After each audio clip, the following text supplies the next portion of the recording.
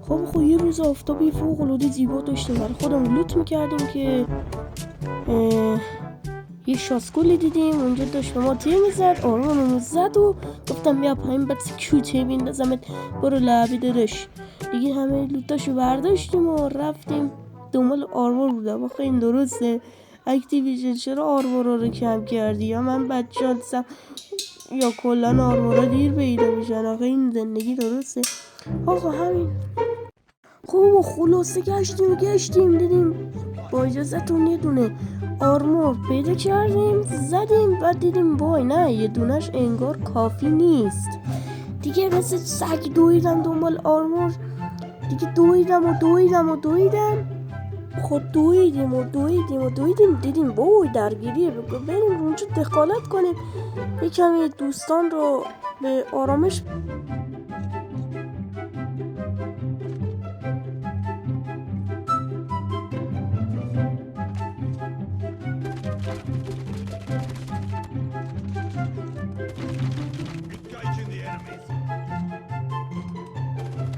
رفتیم طبقه بالا و دیدیم مثل نوبستک افتادیم زمین، ولی من نوبستک از رضای خدا رو شکر میکنم که دوتا آرمور، یه دون ریپیر آرمور، یه دون آرمور رو به در نخور پیدا کردیم و زدیم و دیدیم این اسکول پشت پنجره است، فکر کرده تیر بزنم نمیخورد دیگه. زدمش ریلود کردم، گفتم بچه بیا پایین، کشتمش و دیدم این صدا پای دیگه هم دارم و اومدم اینجا رفتم طبقه بالا و دیدم نه این شاسکول اینجاست. این شاسکول من دیدمش، فکر نکنید تو رکورد دیدم و نه دیدمش دیگه. گفتم بچه بیا برو تو لابی میکشمت تا دیگه. رفت لابی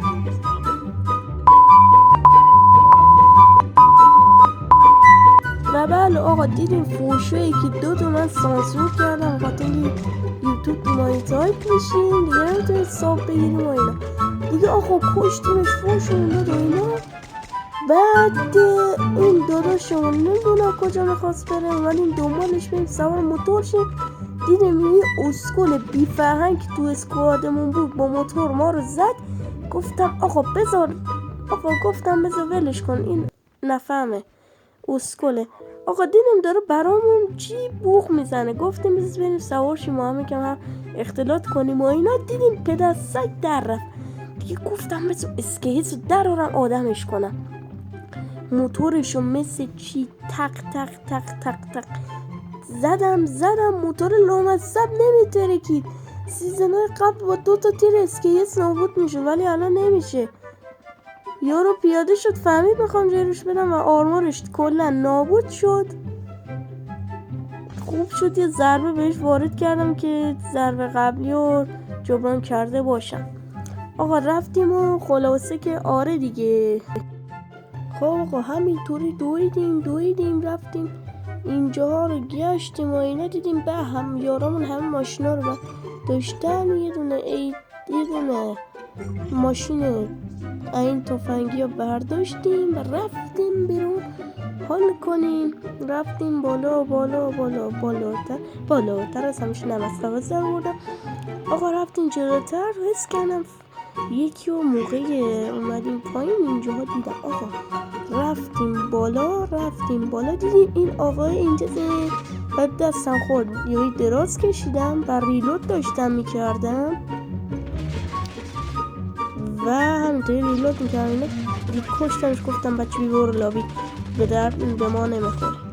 یه درازی هم کشیدیم به نشانه ته و آقا اینم عاقبت داشتن همتیمی نوب.